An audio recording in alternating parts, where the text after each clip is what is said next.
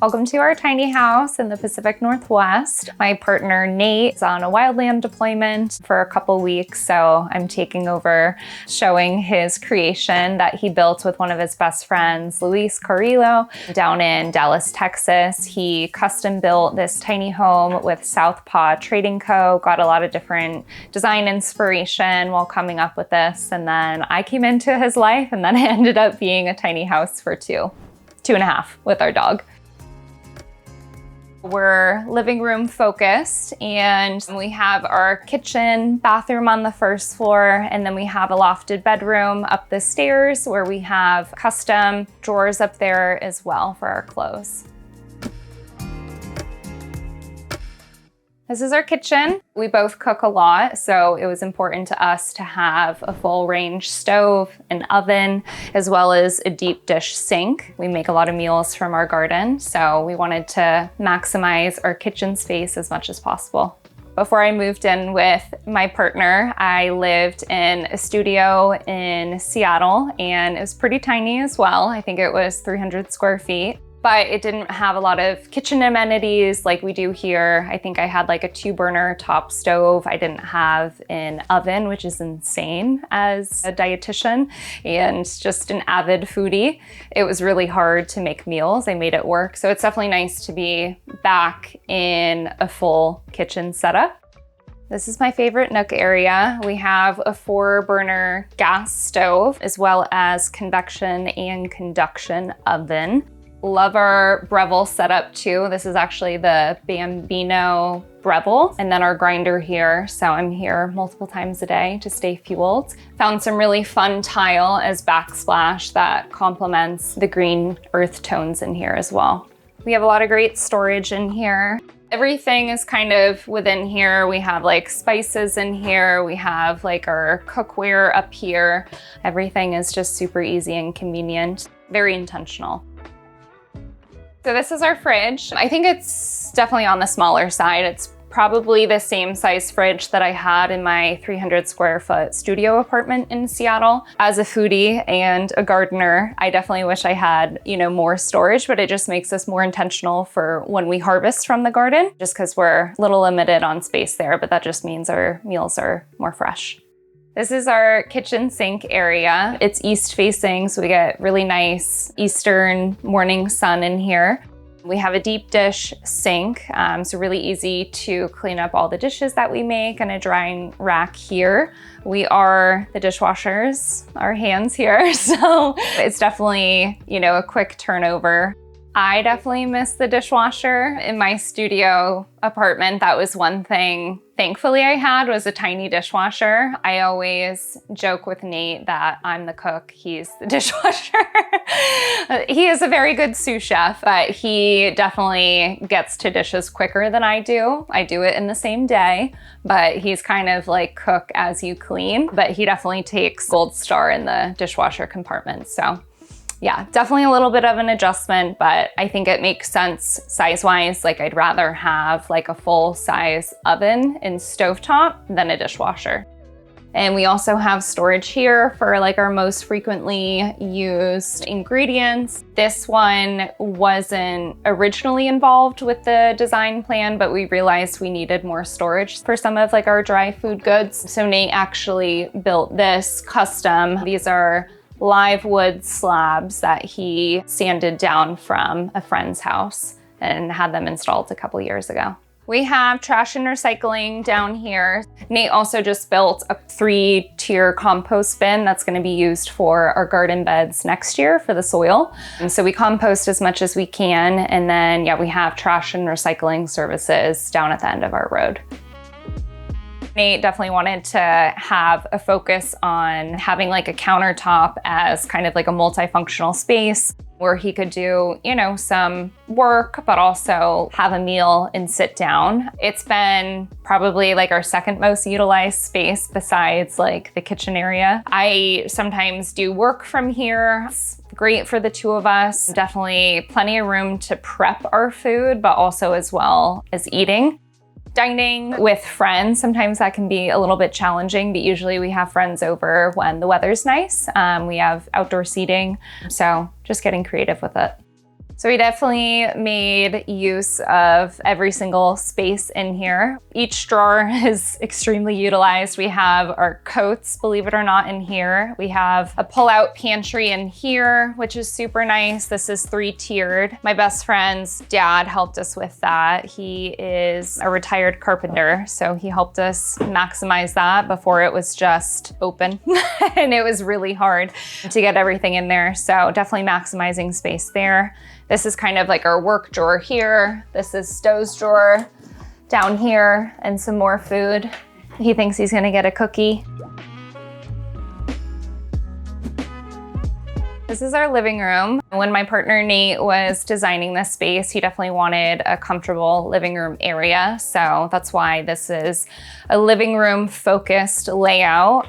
We have a perfectly sized couch in here. I think it's an 8.5-foot trailer, and this couch is, I think, a little over 8 feet, so right up against the walls.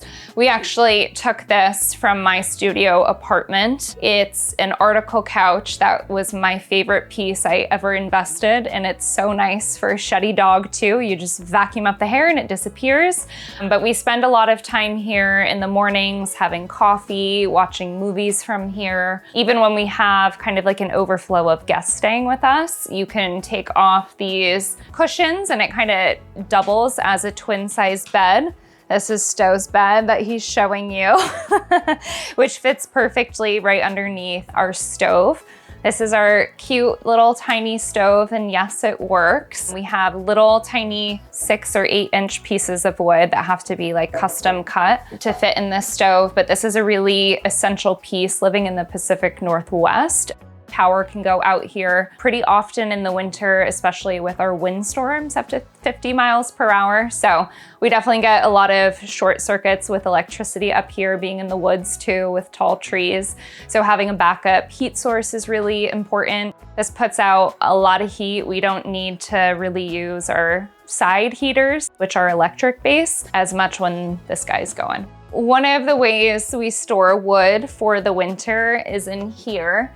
It's empty right now just because it can grow mold with the moisture of the wood, but this is a super helpful storage. This is on our last step of the stairs, and definitely super convenient for the winter just to pop a couple logs out there and put them into the fire here.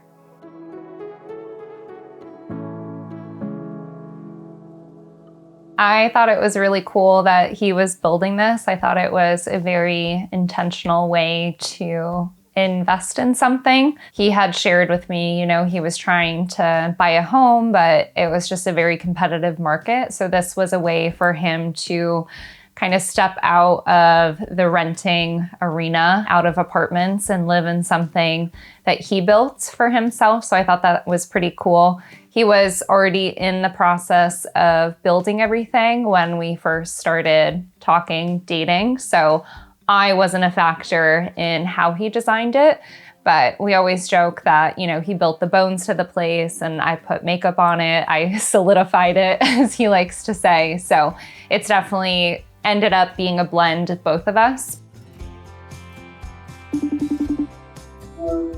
Hi, babe. I hope your shift went well. I wanted to get your side of the story on initial tiny house building and plans. What was your long-term goal with tiny house building? Hey, darling. Well, back in 2020, I was getting frustrated. I got beat out on putting some offers in on some land. So I needed some sort of bridge to go from land to a fully functioning working house. So that's where the tiny house idea started from. And then I started talking to a friend who had room on his property for a tiny house, beautiful location right on the lake. And I designed the tiny house with that property in mind. How has living in a tiny house changed since I arrived? I definitely built the tiny house just for one person, myself, in mind. I think it's taken a little getting used to having two people in it. It definitely needed your design, artistic touch. It's a lot more homely now. What do you envision our property looking like in 5 years from now? Lots of projects. We still have a lot of projects to go. Hopefully build some equity and save more money so we can build a house one day. So that's the long-term plan. I think in the next 5 years, we'll be living in a house on the property. Unknown really what the future is going to be for the tiny house itself, whether it stays on the property or goes. But I think we'll always be able to look back on it as a fun chapter of our life.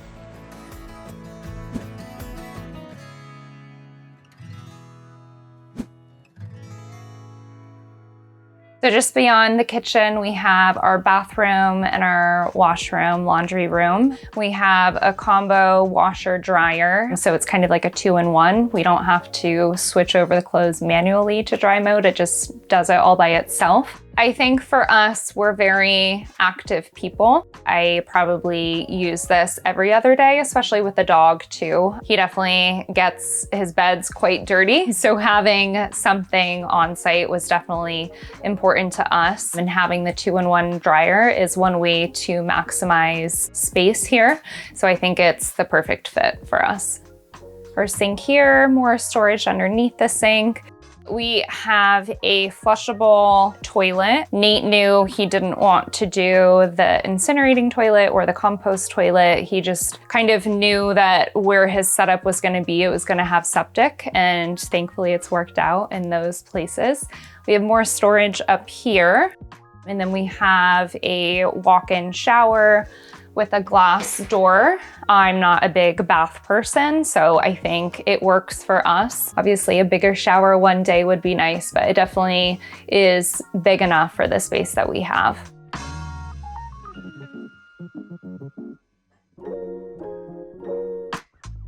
Upstairs, we have our lofted bedroom. We have a queen size mattress up there, and Nate got custom drawers. So each of us have 4 drawers on each side, so 8 total. We also have lights up there too for reading. They're controlled through Google Home Nest, so they're all voice activated, which is nice. The head space is a little compromised, but our focus again was having more of a comfortable living space. I don't think I would change the layout. I think it makes the most sense for where we spend our time, and that's definitely down here. We've definitely utilized all of our nooks and crannies, one of them being this shoe rack that Nate actually built. Right now, I'm taking up the majority of it since he's on a wildland deployment in Montana, so I call dibs on it, but I definitely find creative ways to stash my shoes around here. This is the exterior of our tiny home. At the back of the tiny house, we have a mechanical room. We have 2 propane gas tanks in there, which is mainly for our hot water, and those last us about a month. And then on the other end of the house, we have our water catchment system. So kind of keeping with the 2-toned theme, our gutters are black, and then it empties into a black barrel. And then it has a hose that goes off into our wildflower beds. This is our she shed, he shed, they shed. It's our multi-purpose shed. I have a home office in there. We have a lot of gear storage in there, bikes or skis or camping gear. And yeah, just a really functional space. We also have our hot water heater in there. So definitely necessary to have a second structure for us. So across from our tiny house and the garden, we have our chicken coop, and to go along with the cedar aesthetic, we have cedar shingles and 2-tone black accent. We have 3 chickens, Bread, Butter, and Thor.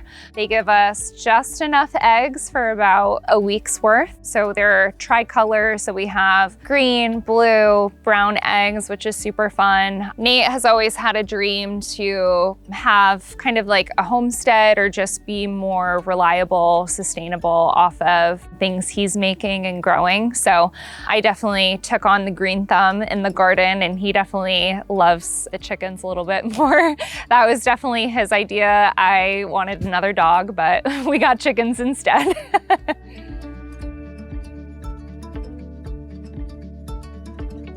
Welcome to our garden. This is my haven. We have 12 beds here. We grow everything from tomatoes, eggplant, peppers, corn, you name it, basically all of Whole Foods in our garden here, which is super fun.